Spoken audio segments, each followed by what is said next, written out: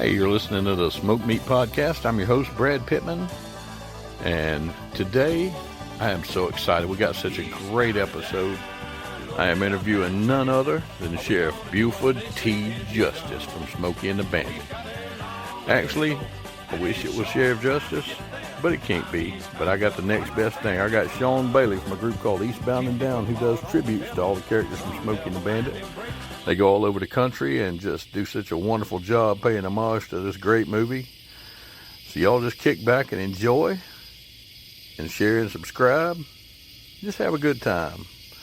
I'm going to shut my pie hole now so everybody can go on ahead and listen. Enjoy here on Smoked Meat. How you doing today, Buford? Well, I'm doing good, just sitting here relaxing. I hear the bandits out there running around somewhere, but I'm taking the day off. Oh, man. Justice don't take no days off. You know that one now. I saw the Bandit not too long ago down here in Jonesboro. Yeah, he runs around down in those parts quite often. Yeah. He ought to have Junior out hunting for him. Well, Junior, he's watching the game right now. What game you watching? Tiddlywinks? Probably. You know how Junior is. That moose twit. Happens every time. Every time. Oh, man. So how long you been chasing the Bandit now, Sheriff? Well, it started back in the summer of 1977. Running up and down the roads. He's been driving through people's backyards, knocking down mailboxes, had a broad in the car, took her across state lines. Happens every time. You know how it is. Oh, yeah. Man, I'll tell you, I know you hate the Bandit, but I know one thing I bet you're probably chasing. Probably another good old Diablo sandwich. Diablo sandwich and Dr. Pepper, as long as they make it fast, because I'm in a hurry. Oh, man. I tell you, y'all, for those of y'all that don't know, I got a young man on here. He is part of a group called Eastbound and Down. His name is Sean Bailey. They attribute to Smokey and the Bandit, one of the greatest films ever made. Sean, I appreciate you doing this.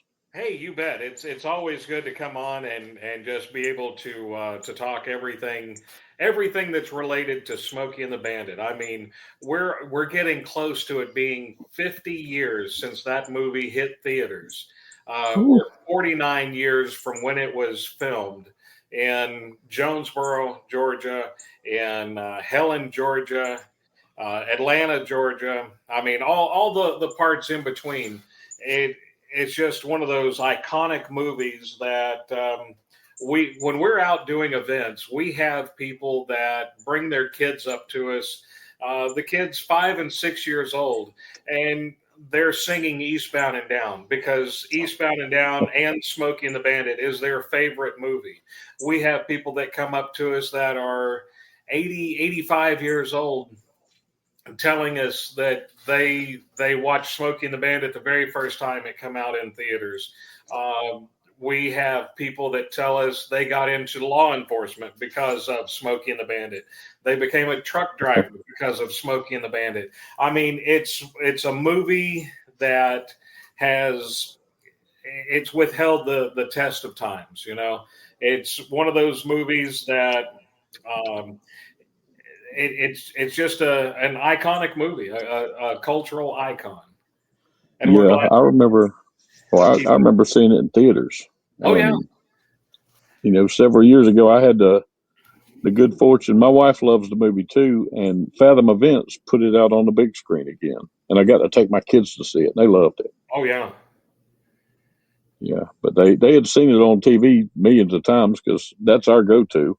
Right. But they had never seen that open scene where the smokestack kicks on and the Bandit starts playing. It's like, man, it's totally different. That is. It's everything when you can see it on the big screen and have that surround sound. It puts you right there in 1977 all over again. Yeah, it does. And it's funny. I wonder if when Hal Needham thought of this and was putting everything together, if he just even had a clue as to what it would be. It was like any of the other movies from back in the day, you never really thought that they would turn around and be put into 4K even, and be able to see everything that the glitches, the extra camera that's mounted on top of a car. Just different things, even if it's just for that split second that made it through editing the first time. When you go back and you watch the original footage of Smokey and the Bandit, you can see a lot of things that they have taken out in 4K, redubbed the sound, changed up the video. It's neat going back to look at that. And you think, did they think it was going to be one that would be released and watching on VHS, pop in the tape on a Friday night and watch it as a family movie? Probably not, because what movies were back then was you watch it at the movie theater, the drive-in, and then you wait for it to come out on TV.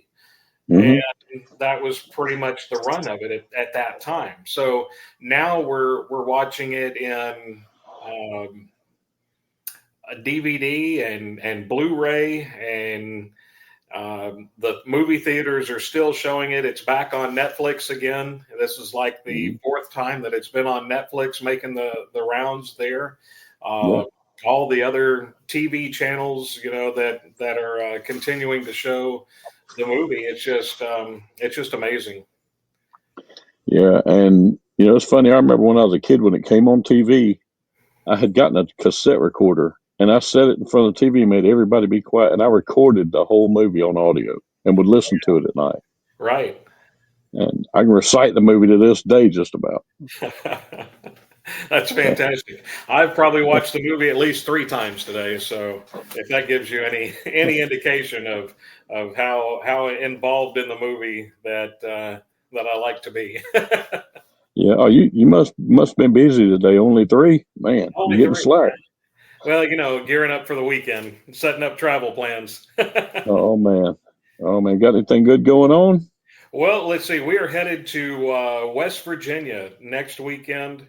We've got Sturgis coming up, that we're a part of the Trans Am takeover, and we'll be there in Sturgis with Gas Monkey Garage. Richard Rawlings is going to make a special appearance, and we've got a lot of things lined up there. That's we're going to break out the whole cast for a scene reenactment, if you will, downtown Sturgis, right there on the main strip. So that'll be exciting. We're also going to be involved in the cruise to Mount Rushmore and all the sites around there. Never been up in the Black Hills before, so we're really looking forward to that.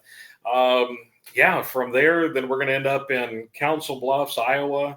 We're going to be in Kentucky this summer. We're going to be back in Branson, Missouri, down in Dallas, Texas. And then we've got a big Smokey and the Bandit event that we are doing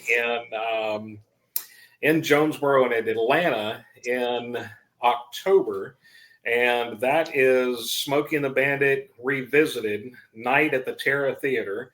And the iconic Terra Theater has joined together with us, and we're going to do the premiere all over again. People can walk the red carpet and come be a part of the meet and greets. There's going to be a lot of people that were involved in Smokey and the Bandit that were either behind the scenes, they were stunt people, they had small parts, to some that even had big parts in the movie.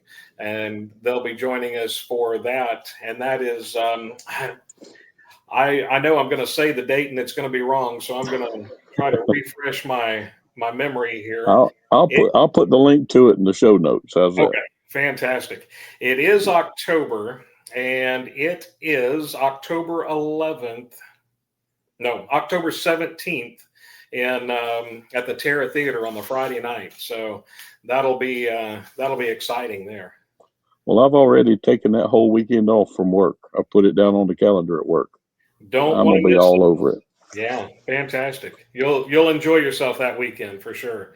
On Friday night, it's going to be the night at the Terra Theater. Then Saturday, a car show, and also a visit to all the filming sites around the Jonesboro and Atlanta area there in the South. And we've also got a big music concert that's going to be happening in the area as well. And I know on Sunday that Bo Durbin, who's with band1.net, he's going to be leading a cruise and filming site tour up into the Helen area. So that'll be exciting there as well. Nice. Well, I tell you, if you want a good place to eat when you're in Helen, we found it not long ago called Cowboys and Angels. It's a steakhouse. Yes. Son. We were there for an event, I believe, about 2 years ago. And Helen is just beautiful. That's beautiful country there. But everybody was just so welcoming, and the food there at Cowboys and Angels was just amazing. Yeah. I'm picky about my steak, and they did it right. It was, man. But I found out a bad thing while I was there. I found out back in October I'm diabetic, so I've cut out all the sugar. I've lost 70 pounds. Oh, wow. Congratulations. And I love bourbon, but I've cut it out because what's alcohol made out of? Sugar. Right. Yeah. Well, me and my wife go, and I decide, it's not going to kill me to have one glass of bourbon with this good steak. So I got a nice nice glass of, what was it? Buffalo Trace. Oh, yeah? They brought it to the table, and I took a drink, and I've lost my taste for bourbon. Oh, no. Yep. That's a terrible thing. You ain't kidding. Oh, man. But, yeah, and I think it's just awesome what y'all do, because you're keeping this alive, helping with it, and helping make it real for people. That's exactly it. What? Oh, go ahead.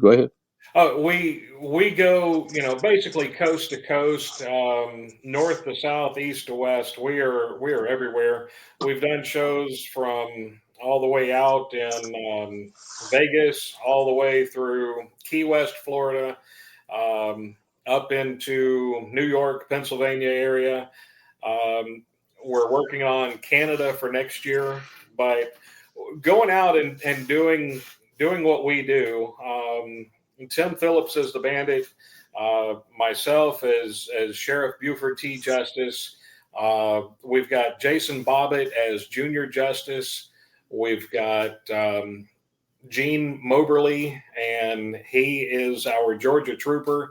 We've had some frogs fill in place to place. It's always where you're trying to find that perfect person to tribute the true frog character that Sally Fields portrayed. Yeah.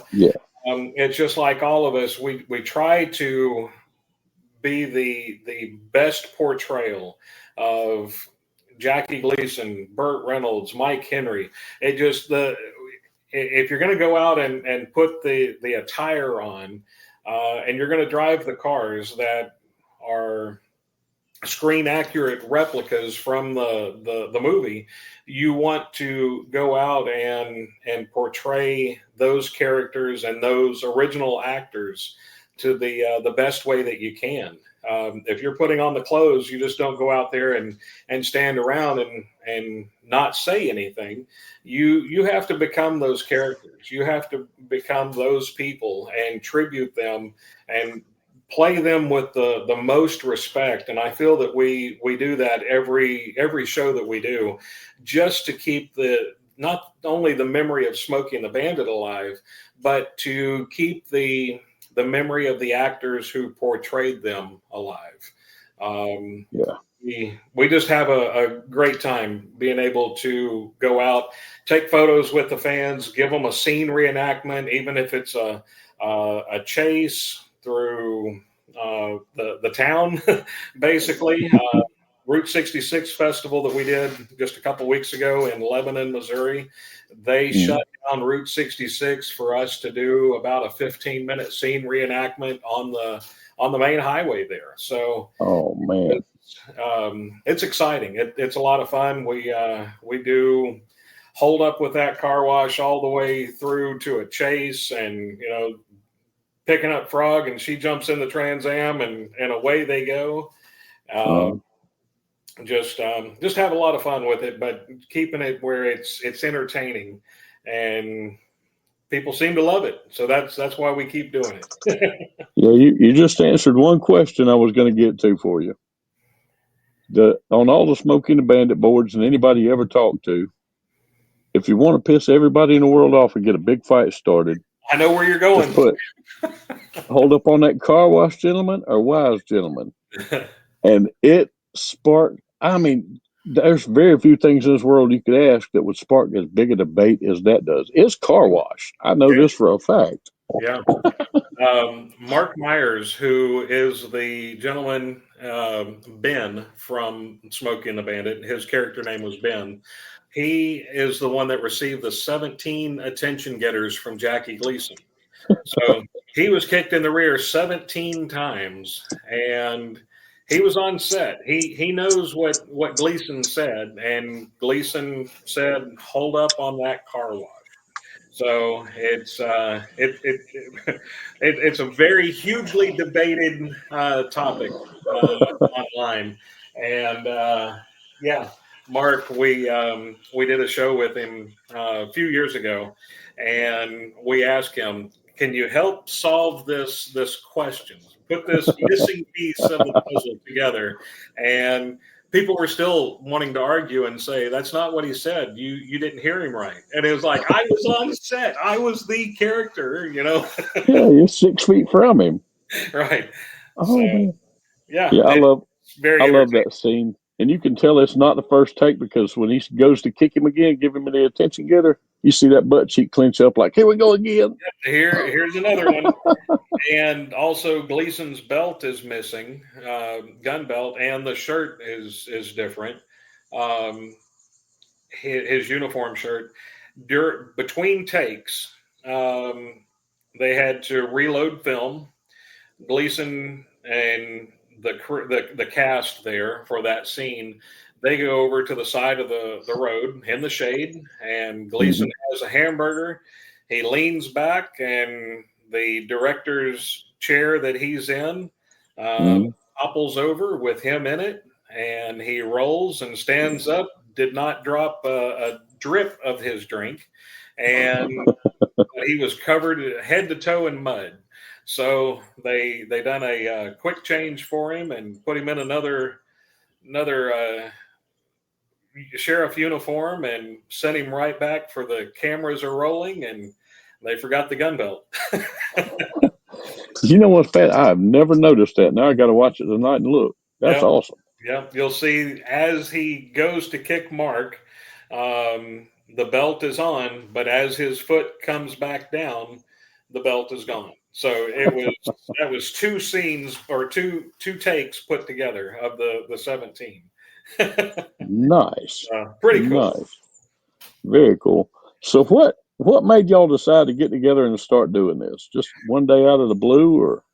Pretty much. Tim was running around doing Bandit stuff at the time, and I know if I say a date, it's going to be wrong, but in the 20 teens, somewhere in between 2010 and 2020, Tim was out doing a show, and he needed a black Trans Am for the show. Well, it just happened to be over here in the Missouri neck of my woods where I'm at. And I contacted him and said, "Yeah, I got a Trans Am. You can use it for your show." And he uses it, and he's there as the Bandit, and I see the fun that he's having with it. And I've always been in the entertainment field myself. And Tim and we talked a bit, and that was the first time that I had really met Tim in person and got to talk to him and stuff. But we had been at a couple of events together in Georgia that I was at, just attending as a fan of Smokey and the Bandit. And he was dressed as the Bandit character. And he and I hit it off well there at the show, and told him if he ever needed a Trans Am for another show to let me know. At that same time, I was putting together my Buford T Justice attire, and making it as screen correct as Jackie's was in the movie, and had a Le Mans and done a couple of shows. Tim and I ended up getting together to test things out, just to see if our chemistry was there in character, and it went over really well. We were in Rogersville, Tennessee, and we had a lot of fun with it, and the crowd absolutely loved what we were doing. I know that we took photos with people from 10 o'clock until 4 o'clock nonstop. That whole time that we were there, and we may have sat down maybe once or twice, but it was sat down for 30 seconds and right back up taking more photos. It was a blast, and we traveled around. We were doing Florida State University. We made an appearance there for Burt Reynolds tribute night that they did. We were at John Schneider's Bose Extravaganza for his birthday bash in Louisiana. We were hitting some big shows, and we decided that we needed to add another character, and that's when Jason Bobbitt come along. He's a huge Smokey and the Bandit fan, and he come to one of our shows in Illinois. Jason's out of the St. Louis, Missouri area, outside of St. Louis, and he come to the show. He and his wife Heather, and they just absolutely loved it. They had a blast at the show, and then they come up and we chatted with them for a while, and it was really cool getting to know them. And at the time, Jason had a shaved head. He didn't have the junior hair, if you will, and the side and everything. And Jason, he's tall. He had that Mike Henry height to him and Mike Henry build. And told him, I said, we need to get you in a junior attire and do some shows with us. And he was like, no, I'm just not interested. And kept talking to him. And finally he said he would do it for one show. And turns out he's been doing it now for, I believe, about 4 years. He's been with, he's counting down now, and he's great. He and his wife Heather, they help us out with Eastbound and Down so much, even just not from just him being junior and paying tribute to Mike Henry. It helps with transporting the cars, because that takes some dedication there, just getting the cars from point A to point B for the show and then back to point A.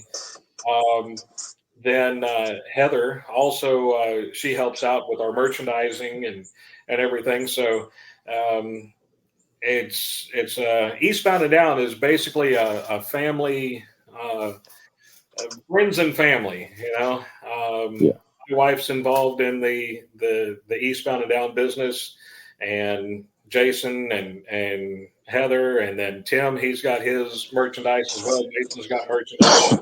So it just it works out well just to be able to all work together and go from place to place and make it as smooth as butter, Yeah. I'll tell you, man, I'm looking at the website and everything. It's just amazing. You wouldn't think about how big it's gotten. Oh yeah. And like I say, 3 days down here in Atlanta area, dude, I'm all over it. Yeah. Y'all gonna get tired of seeing my face in the crowd and be like, what the hell is he still doing here?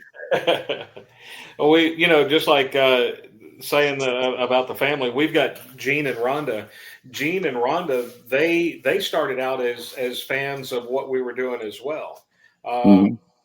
Gene and Rhonda had a Trans Am, and they done a couple of shows.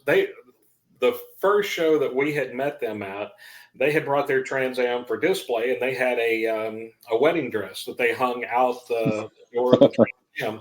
And they're just right across from us for this indoor venue that we were at in Pigeon Forge. And they they were just they were watching us the whole day. You know, they couldn't keep their eyes off of us. They were just, wow, these guys are Bert and Jackie right here with us. Yeah.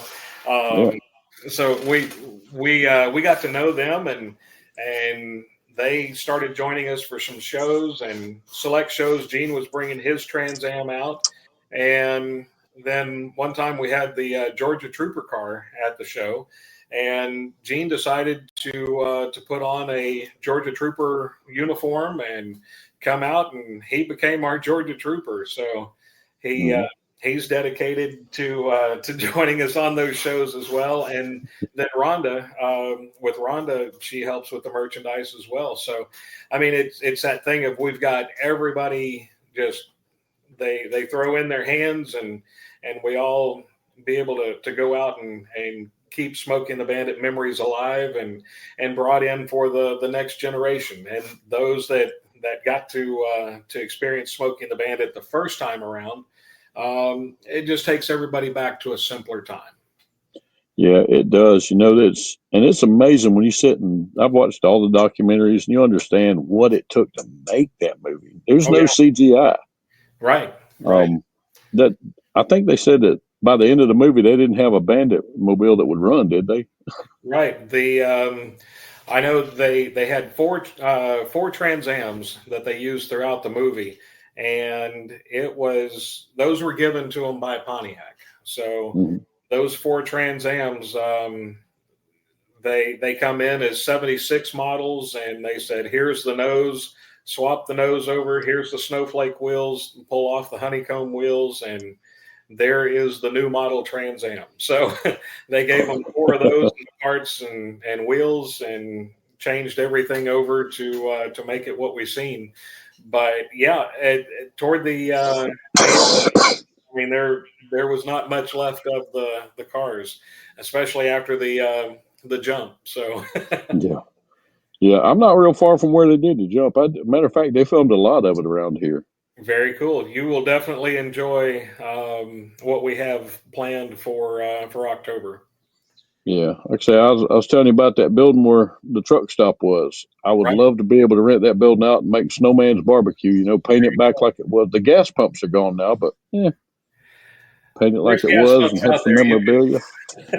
Recreate that image right there. Buy some gas pumps and put out, and find some motorcycles and have a semi run over them. And that would be awesome. Y'all need to get a snowman. We would make that happen. We had Sean Worth. Sean joined us last year for a few shows, and he was an amazing snowman. He's taken some time off this year, but we hope to be able to have him back because he was able to really reach out there and grab Jerry Reed and channel him to bring his character in. He's a guitar player, so that worked as well. But the use of Sean and a couple of semis throughout the United States that we've borrowed and used for different shows is always exciting. Yeah. I tell you, it's just. I just when I think about how the movie has affected me over the years, my best friend, I've known this guy for 45 years now, and me and him. The same thing. I mean, there's a chance to watch a movie. We'd rather do that than fish almost. Oh yeah. And he's like me. He can quote it. When I figured out the Diablo sandwich recipe and finally got it, first thing I did, I made some, got some glass bottle sugar Dr. Peppers, went straight to his work and said, "All right, sit down." And he was just amazed. He said, "You really found it?" I'm like, "Yeah, I found it. It took 5 years for me to find that recipe, but I finally got it." Yeah, that's the thing is the first time that I tried the Diablo sandwich was the first visit to the old Hickory House in Tucker, Georgia, and Tim and I and Jason did the scene reenactment there, and that was the first time in live video that I got to try the Diablo sandwich. So we come in, set up the scene, and during business hours, so they were live running, and we did the scene. And when Jackie is scarfing down the Diablo sandwich, that was what I had to do, and do it in one take. We didn't do several takes just to get this scene and then move on to the next scene. It was start to finish, Tim and I, from the time that he walks in and orders a couple of cheeseburgers to go and a glass of iced tea, and all the way through. Nice ass. Sheriff. But yeah, we did that, and that was my very first time enjoying, or let me back up. That was my very first time trying a Diablo sandwich, and then do it in one take. And it was like, okay, there's a little spice there, but if Jackie would have been able to chase it with the Dr. Pepper, that would have, with the little spice that Dr. Pepper has, it would have made it really amazing, After the scene, we had dinner there at the Old Hickory House, and I ordered the Diablo sandwich because I wanted to be able to taste it and enjoy it. Just when you're going to town on that Diablo sandwich the first time for the scene, you're not really able to enjoy it and get that full flavor. The second time I did, I got that full flavor. So it was amazing, and been back to the Old Hickory House 2-3 times since then. And just great people there, from Diane all the way to the crew that helps keep the place going. It's just a lot of teamwork there, and man, that's good food. Oh yeah. Well, when y'all come down in October, I don't know if you come a day early or whatever, but if you do, all you got to do is make a short drive, about 25 miles. You'll have some of the best barbecue y'all ever had. There we go. We'll do it. Yep. My smoker's 2 levels high, and the cooking area is 4x8. How so cool. Daddy can throw down a little beef. There we go. That'll go good with some Buford's All-American barbecue sauce. Oh, yeah. Hell yeah. Oh, you got barbecue sauce now? I do. All right, Buford does. Yes, Buford has some All-American barbecue sauce.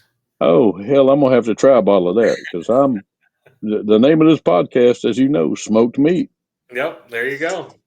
So, yeah, I tell everybody that everybody always wants to know the story because they think I'm just going to talk barbecue on it. But 10 years ago, I had 2 strokes, and it didn't get me physically, but it scrambled my eggs good. Oh, yeah. So for 4 months, I was at home. I couldn't really do anything. I couldn't go to work. I couldn't do nothing. So I have a friend who loves to hunt, but he don't like wild game. So he would kill a hog or a deer, which he's got a boatload of them on his land, and he would bring it to me and my buddy. We'd process it. Well, I learned how to do sausage, and I've got a venison pastrami that'll make you smack your mama. But that helped get me through all that. So as an homage, I just call this smoked meat. But it ignited a passion. I love doing it. But yeah, I tell you, man, I'm just so happy to tickle as hell to have you on here. You're welcome on here anytime. I appreciate that. We'll have to bring the crew on for a future show. Oh, definitely. This StreamYard will hold as many people as I can put on it. There we go. Yep. So just if Buford had to say something to the world right now, anything at all pertaining to anything, what would Buford T Justice say to the world? I'm gonna barbecue your ass in molasses. Damn it, man. Oh, man, I appreciate the hell out of this, brother. Hey, you bet. Thanks for having me on. Oh, anytime.